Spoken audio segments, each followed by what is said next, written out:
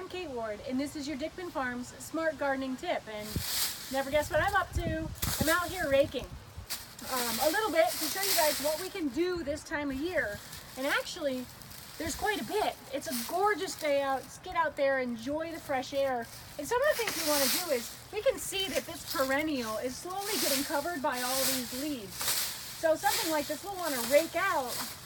And actually you can do one of two things from here. We could either rake this out and then kind of spread it out and mow it, which is going to put those nutrients from those fallen leaves back into the lawn. So that's my favorite thing to do because I'm a little bit of a lazy person. So, or we can take them, put them into big piles, play in them, and then when we're done, get something like these leaf bags, which can be picked up by the trash man, and they'll go and they can break down and everything.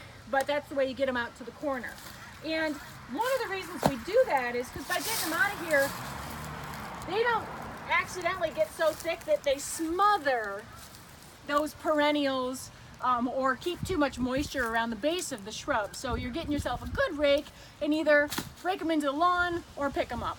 So the other thing that we're doing on fall days like this is you start seeing your perennials, and they might still have a lot of green, but they might have some spent things that we can actually cut down and start taking care of.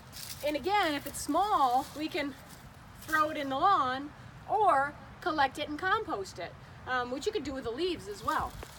So we're doing some cutting down. Some things aren't quite ready. So like this has still got a lot of green to it, and we could leave it a little bit till it starts to turn really yellow for perennials. When it comes to shrubs, if you want to do some trimming, well then on shrubs, right now, we're almost into November. We're gonna wait, believe it or not. So if we want to do some trimming for shrubs, we want to wait until, we'll say about 50% of the leaves at this point have fallen off the trees. So if you look out in the universe and see a lot of leaves on trees, wait until about half of them come down, and then we could do some shrub trimming, because that way we've had a couple of frosts usually, and there's not enough growing season left for that plant to think, ooh, I should start growing again. It's really fully shut down, and it's a safe time to go ahead and trim. If we're out and about, deer are really moving. So if you have some things that are susceptible, say rhododendron or yews, some beautiful evergreens a lot of folks have, but in the winter they might get munched on, this is a good to start putting down some of that product. And finally, another little quick tip we have here is products like this Wilt Proof, and believe it or not, this thing. Now Wilt Proof is great for evergreens and things that keep their dark green leaves or needles all year. It'll tell you what to use it on, but it helps the winter wind from drying it out. So this is a good tool to have in your toolkit for the winter. And you're gonna wait a little bit before you apply this, but start thinking about going out and getting some. And otherwise, you could also do this. This is shrub frame. Hello.